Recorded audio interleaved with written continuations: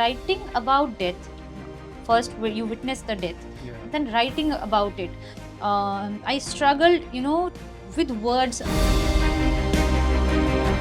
He also mentions that we are only a shock away, and because he is visiting those hospitals, the very same hospitals that denied an admission to his father, and he died. We were traveling alongside the migrants. We would, leave them behind. Our car would move forward. Three of us, the driver, Bismi and I, and our luggage in the back. Reflect and rest, maybe start an investigation on how come we went to district hospital, and by the time they would reach, many of them were not even reaching the state capitals, but they would die on the road on the way to the hospital. Hello and welcome to Culture Vibes, the Federal's special program in which we talk to writers and artists about their work. My guest today is award-winning independent journalist Jyoti Yadav, who has written this fascinating book, Faith and Fury, COVID Dispatches from India's Hinterlands, which tells the story of the migrant exodus during the two waves of the COVID pandemic. Jyoti, welcome to the show. Thanks so much for making the time. Thank you so much for having me. Jyoti, let's begin with this, and you write about in the prologue that there's a sense of fatigue in the newsroom when it comes to COVID stories, and we tend to dismiss it as something that happened in the past, and that we have, it was one of the worst crises that India had seen since independence, but it's something that is in the past, and we should not be talking about it now. But this book is unusual in a way that it tells the story from the perspective of people, and in your case, because you covered both the waves of the pandemic, and you wrote extensively about the migrant suffering, their exodus, and from two states, UP and Bihar. Tell us what made you decide on the fact that you wanted to write a different kind of a COVID book which tells the story from the perspective of these people. Yes. So the idea to write this book emerged from my first travel during the migrant exodus, and my editor Meenakshi at the Westland, she asked me if I could write a book on the migrant exodus, and this was 2020, September 2020. But then we were just thinking about it, and the second COVID waves soon struck us, and it was deadly and it was horrifying. And I'm glad that the first book could never take off. And when I returned from second COVID wave and I sat down with Meenakshi, we decided that we need to put faces to these statistics, because once we move further into our lives, and we are some 10, 15, 20 years later into our lives, we will have statistics, data, and some visual aspects of COVID, but not the stories of those who suffered the most. So we took our time, and I started writing the story soon after I returned from second COVID wave. And I, uh, I mean, if I can be honest, it was too traumatic. Initially, I didn't want to write about it, because all those memories, all those sleepless nights would return to me. And writing about death, first where you witness the death, then writing about it, I struggled with words. I could not use imagery or symbols, or let's say if I was at this crematorium and this was playing in my head, nothing uh, came to me. And so I wrote death as death. There was no exaggeration. I wrote as I saw it on the ground. And then the 2022, 23, 24, and I took my time to revisit the same places and same cities, same villages, and I also revisit some stories to uh, examine the impact of COVID. They suffered during the two waves. So what happened in Jyoti Kumari's, the cycle girls case, what happened to Harshit Shrivastava, whose father, live tweeted his own death. So I had to, I had to revisit the cases, and I'm glad that I did, and now that the book is out, Right. and my editor, she put her faith in the book, and she said this is still a relevant book, and people will be interested in reading the COVID literature. Of course, they do, and I think primarily because there are so many stories that sitting in metros, especially those of us who are not so attuned to the what is happening in the hinterlands, would gloss over, tend to ignore, and all of that. And those were real stories. Some of them were also very disturbing. But you write somewhere in the prologue that as journalists, we were chroniclers of the catastrophe in the first wave. But when it was the second wave, we were sort of losing our lives to the catastrophe. So, what was the difference between the first wave and the second wave that you noticed with regard to the suffering of the migrants in UP and Bihar? In UP and Bihar. So for them, the working class who left our metropolitan centers, the first wave was harsh, because by the second COVID wave they had returned for Holi, and they were in their villages in March, and they came all over India. So they were isolated within their villages. So the suffering during COVID wave for that set of people was far more worse in the first lockdown. Yeah, it was Because they brutal had to for them. travel and commute and all that. Commute, and Mm. they had to got onto trucks laden with iron rods and stones, and the rides were not free. So if we see the visuals, migrants getting on buses in Rajasthan or Gujarat, their families were taking loans in Bihar, and they are still in the trap of that loan. Oh. They transfer 10,000, 15,000, 20,000 on higher rates. um, and the drivers, or the truck, or the bus drivers, or the truck drivers, those rides were not free at all. They powered all their money into those rides, and many of them didn't make it to their villages. So it was far more brutal, far more harsh, the first wave. Yes. Okay. Also, the fact that and that's something that we have agreed upon, that this lockdown was actually very rushed in a way, that it was not thought through. That there were several aspects of the tragedy that were not taken into account. Would you say that the government perhaps would have been a little more sensitive, perhaps a little more empathetic when it came to imposing the lockdown?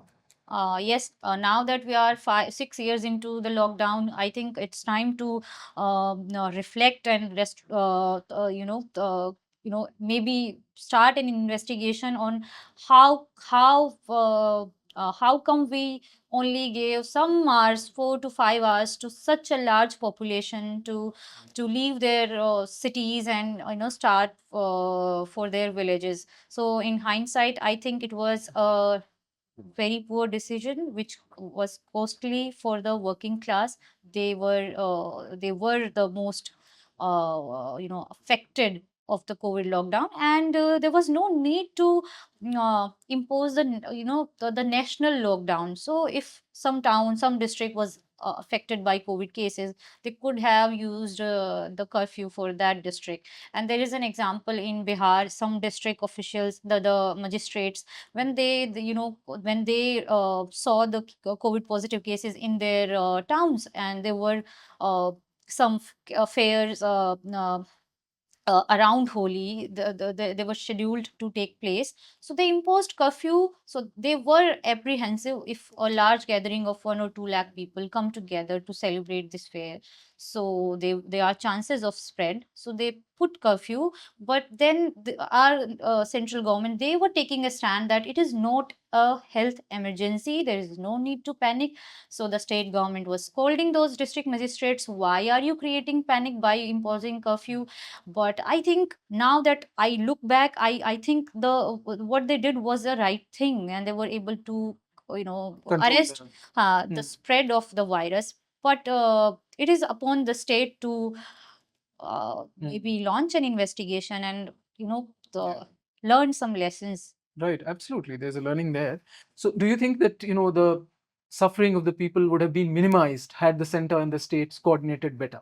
Yeah, if they were on the same page, if you take the example of Punjab government, which was ruled by Aam Aadmi Party, and then Delhi government, they were in tussle throughout the COVID first wave and the second COVID wave, over the Shramik trains, then hospital admission, then oxygen supply, and this it almost turned into a theater, and it was for everyone to see what kind of coordination was there. And even if some states were coordinating, I don't think they were able to minimize the impact of lockdown, or the tragedies that happen in Shramik trains. It was poorly, I think, coordinated, yes. Even if the state and the center were on the same page, there was same party in the regime. Despite that, the fact that they were on the same page, it was poorly coordinated. Also, Jyoti, this whole urban-rural divide, and the also the difference between the healthcare system in, say, a city like Delhi, or in a village somewhere in UP and Bihar. So, what was those glaring aspects of this divide that you noticed during, while you were covering the COVID spread? So when it comes to villages, the small towns, so their first line, the first contact for any emergency, for fever, for any minor health emergency, is a quack. Right. They first reach out to a quack, the Jhola Chhap doctors that we call them, then the nearest PHC, and then CHC. And if they don't get well, they are referred to district hospitals, and from there on, they are referred to medical colleges and the state capitals. So quacks, they were able to arrest the virus. If someone was having mild symptoms, they were able to treat this patient. But if some patient was critical, he would be ferried to the nearest CHC, then to district hospital. And by the time they would reach, there was many of them were not even reaching the state capitals, but they would die on the road on the way to the hospital. So in the case of three COVID orphans in Araria, you meet them in the last chapters of the book. Their parents, they contacted COVID in during a public gathering, which happened in the adjoining village. They contacted the virus. They were taken to the quacks, to the referral hospitals, and within days they both passed away. So they could not, if they got that, they had received the treatment within a day or two, they would have been saved. But since it was also about mobility in cities, you have a hospital maybe 10 to 15 kilometers nearby your where you live. But in villages, you really have to travel miles away to reach a basic health facility. And during the health facilities are there, but they were mostly shut, Yeah. because the government had taken a strong they had taken a stand that the private hospitals, they need to be regulated and they cannot admit any patient. So there was a system in place, but more than saving, it also killed patients, because the hospital administration, they were really helpless. Yeah. One of the things that struck me most about the book, Jyoti, is the sheer sort of emotional and physical toll that it took on you as a journalist. What was the most challenging or the hardest part of it all? Like you had to stay in dodgy places, you had to be constantly on the road, the hotels were shut, and all these travels, and you write in the book. But if you could briefly talk a little bit about that as well. So I would, mention one episode during the first wave when we were traveling, and so we were traveling alongside the migrants. We would, leave them behind. Our car would move forward. Three of us, the driver, Bismi, and I, and our luggage in the back. And the migrants, they would, with hopeful eyes, they would look at us for help, because there is a wave of migrants, and as far as you can see, they are walking, some barefoot, some on trucks, some on buses, and they have these bundles on their heads, and they would look at us maybe they were some of them who are having little children, or someone elder in the family was sick for during the entire trip. So they would, m- expect us to offer them a ride. And it was most difficult, emotionally, because who would you give a lift to? There was was a so place many. for one person next to me in the back seat, Mhm. but who would you give that, offer that Space to, seat yeah. to? Yeah. And as we move forward, and those help, hopeful eyes, they would follow us, and it was so difficult. Mm. uh, and because why I say that, because they had no obligation to pause with their heavy bundles and speak to a Speak. journalist. Yeah. They had no moral duty towards us, because they had to reach home, and they were pausing mid journey to speak to us. Right. And we were, because we had to file video stories, we were asking them, and it was so, I mean, just so heartbreaking. So I can that has imagine. stayed with me, and I write about this in the book as well, that, if I look back, who could have been that person? But it was a difficult choice at that moment, because Absolutely. we could be spreading the virus to him. And back in my mind, the trolls, because they Yeah. would calling I us wanted to ask you vultures, about that as well. vultures, that okay, your job is to help them. But we helped, whatever we could, offer, we offered biscuits. And by the end of the day, we were not having any biscuits to feed ourselves. So we offered help, but the trolls, the fear that you asked, what was the fear? Yeah. Because, what if I one of us, Bismi and I, we contact, we got the virus, we would be called vultures. We will be vilified, and we will be quarantined in some remote isolation center. That the look at these vultures, they were spreading the virus to migrants. So it was so difficult to work on the stories and also not get affected. So we would tell the migrants, please keep distance, we will be in trouble, so please keep distance. So that was a challenge. Right. Also, Jyoti, let's talk a little bit about the title of the book, "Faith and Fury." It just feels so perfect, because on the faith side, of course, you have the resilience of the people with a lot of faith. Both, I mean, there were people who had faith in the government. There were people who had faith in each other in Each a other. way. And on the Fury side, I think there were people who were sort of holding with nothing, the no possessions, and they run out of money also, because they had lost jobs and moving from cities to these villages. And there was so much rage at the system in a way. So how did you see these two forces in a way playing out during the tragedy? The rage that was there, and as you rightly said, the faith was also there. And it was heartening, and it was also something that kept us going. So Yeah. every story of hope and faith would mean that I'm looking forward for my next byline, and I would, continue one more day on the road, despite the logistics, the lack of logistics, or food, or hotel, or basic medicines. But the stories of hope are very, I think they are, as a journalist, and also as a reader, I also look for hope stories that give me hope. Otherwise, it's a vicious cycle, and we are I think tend to become hopeless. Yeah. And we really need to rescue ourselves with positive stories once in a while. So these stories of hope kept us going. Yeah. And do you see this book as part of rescuing yourself from, that Being whole, hopeless. yeah, yeah, from, Yes, yes. okay, okay, okay. Also, Jyoti, one thing that I also wanted to ask you is about this.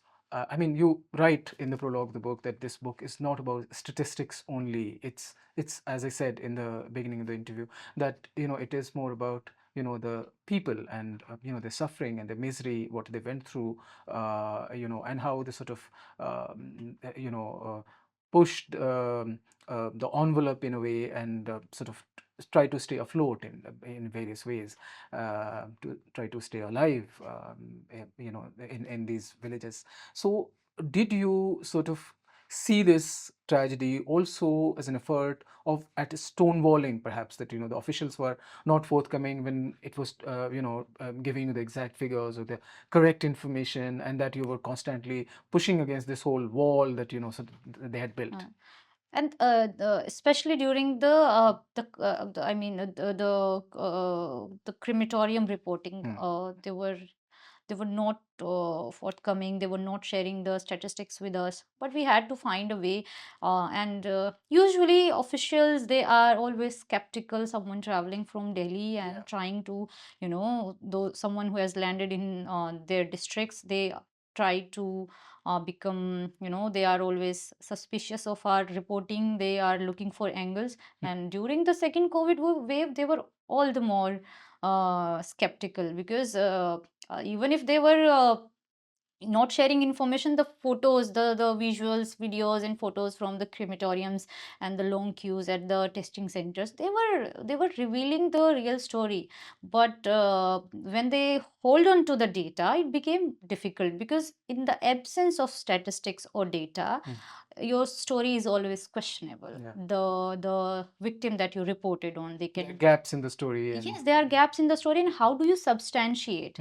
And to counter that, my editor said, go and count the dead bodies. You count the dead bodies in a day and tell us the exact number of COVID dead. And that's what we did. So you find very, local data from crematoriums and district data, and you are able to actually find the gaps and the loopholes. Because COVID statistics only covered the ones who were in the hospitals, who died in the hospitals, and who had the COVID positive certificate. But then I counted people who were on the way to hospital. They were never admitted, but they died on the way, and their COVID test results, they came much later, a week later or 2 weeks later.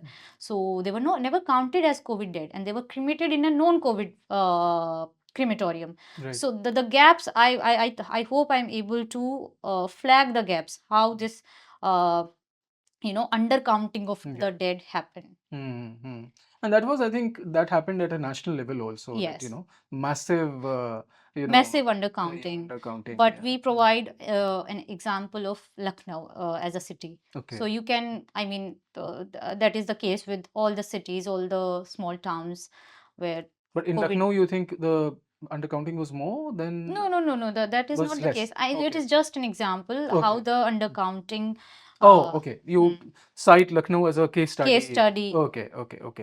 All right. Let's talk a little bit about the fact that this book has been in the making for the last 5 years. That you have told these stories. Some of these stories have also gone on to win awards, and they have also revealed to us this whole aspect of the hinterland, that especially at the moment in history where something like this happened, and we'll all remember that that how these villages sort of what they went through basically. um, what made you sort of go back to these villages, meet these people all over again, and what was the difference that you noticed personally, and if you could tell about some of the people you met after all these years?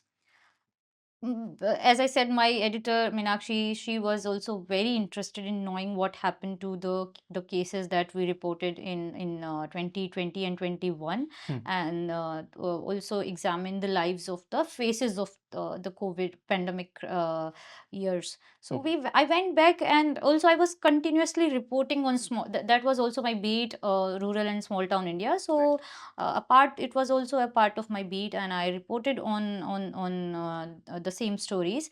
What changed? I think time heals. So the families have also moved on, even if they lost someone was the earning source of their families, or for example Harshit.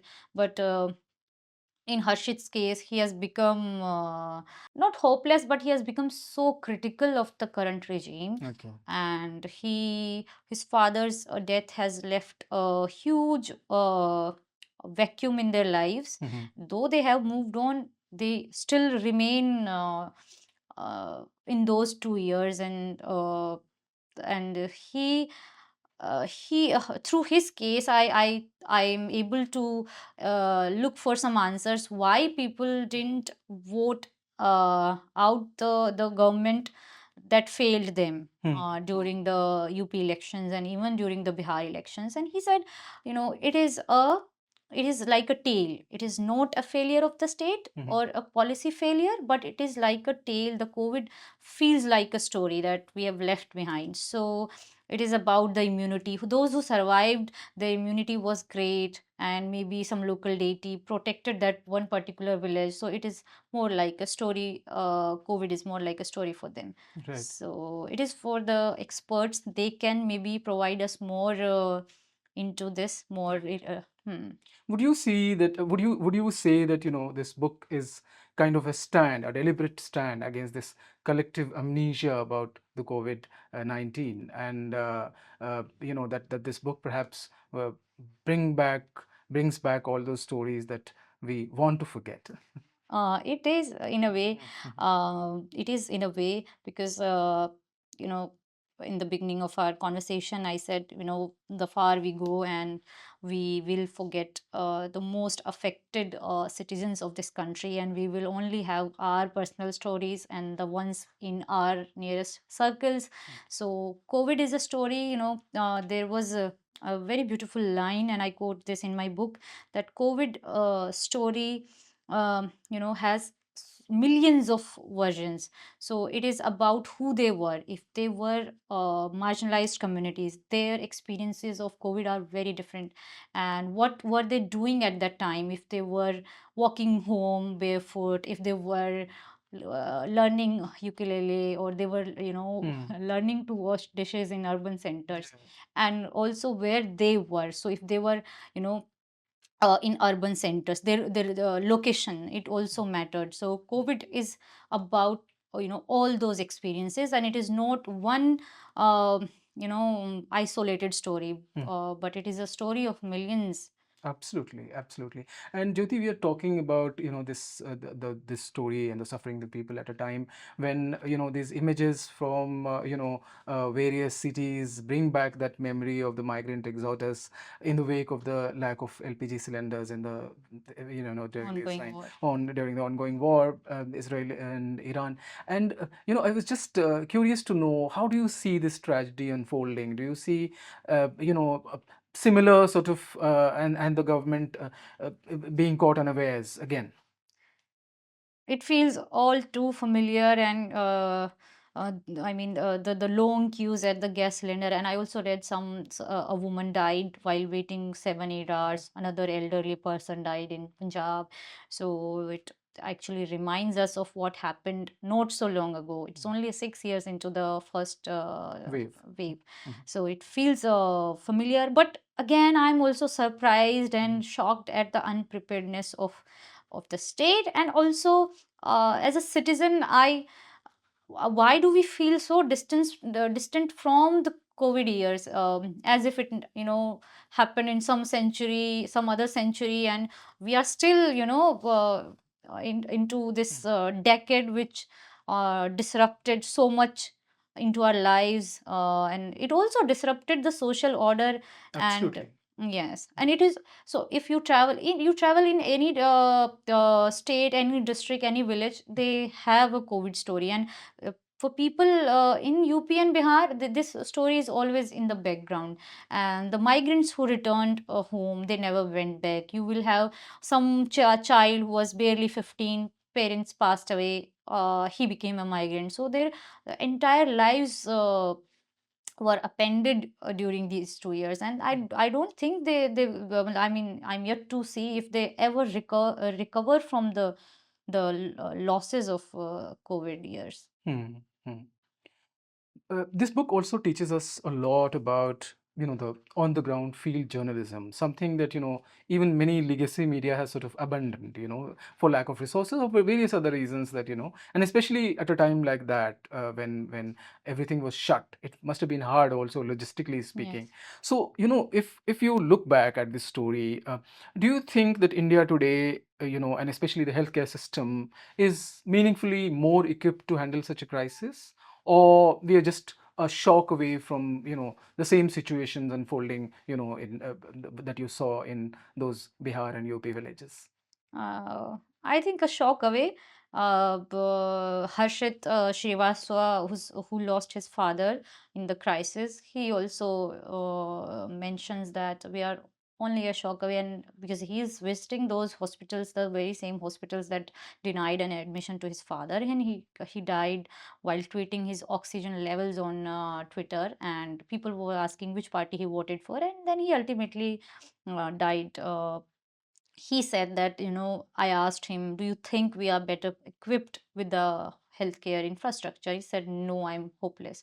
So I'll take I'll borrow his words, because the, I mean, when I travel to the hospitals, the same CHC and PHCs, they still lack equipments, they still lack doctors, and we haven't, I mean, after COVID, we were supposed to, do a complete overhaul of our system, as if we were, we should have been in a mission mode to prepare ourselves, and maybe, depute more doctors, and we needed to build these oxygen plants outside our cities. So if a crisis like this to happen again to us, we are, if not over prepared, then at least the minimum preparation should have been done. But I'm sure if if you walk into another such crisis, we will be still under prepared. I mean, it is for the state to maybe launch an investigation, as some countries have done, and to launch an investigation you need to acknowledge that we failed at some points during the COVID years. While we may have succeeded in some parameters, but we also failed, and migrant exodus remains one of those failed parameters. Right. On that note, Jyoti, thank you so much indeed for making the time. It was lovely talking to you. Thank Thanks you for much. having me. Thank you so much.